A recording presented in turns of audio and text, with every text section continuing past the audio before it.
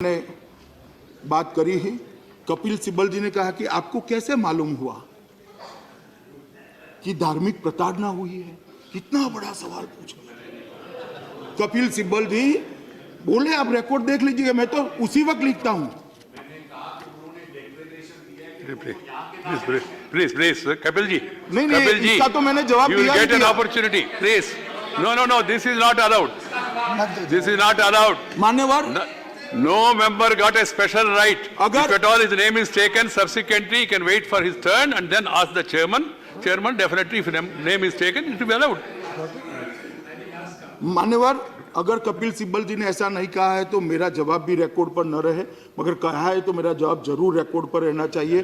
कपिल सिब्बल साहब, पूरी दुनिया, ढेर सारे यूएन ह्यूमन राइट कमीशन के रिपोर्ट्स, दुनिया भर के अखबार, भारत के कई अखबार, और आप भी चले जाइए बंगाल में और आसाम के अंदर तो आपको भी मिलेंगी ढेर सारी कहानियां। कई सारे सिख दिल्ली में रहते हैं। दिल्ली में 21,000 से ज्यादा सिख रहते हैं जो अफगानिस्तान से आए। कैसे मालूम पड़ा? हमारे आंख और कान खुले हैं। वोट बैंक की लालच ने हमारे आंख कान बंद नहीं करे, इसलिए हमें मालूम पड़ता है। मान्यवर, उन्होंने कहा कि मुसलमान हमसे नहीं डरते। नहीं ही डरने चाहिए, नहीं डरने चाहिए, और आप डराइए भी मत। आप कह रहे हैं कि इससे मुसलमानों का अधिकार चला गया, मुसलमानों का अधिकार चला गया, मुसलमानों का अधिकार चला गया। मुझे बताइए सिब्बल साहब, इसमें मुसलमानों का, जो भारत का मुसलमान है, इसका अधिकार कैसे जाता है? इसकी नागरिकता कोई नहीं छीन रहा साहब।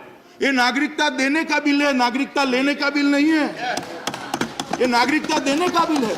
उसके अधिकार के साथ कोई छेड़खानी मान्यवर ये बिल को नहीं। इसीलिए मैं कहता हूं माइनॉरिटी को कि अपप्रचार में मत आइए, ये भ्रामक प्रचार के अंदर मत आइए। ये जो आपको डराने का कार्यक्रम है वो पॉलिटिकल कार्यक्रम है। वास्तविकता ये है कि इस बिल से भारत के मुसलमानों की सिटीजनशिप से स्नान सूतक का कोई संबंध नहीं है। आप देख रहे हैं नेट्रिक न्यूज, साहस सच कहने का।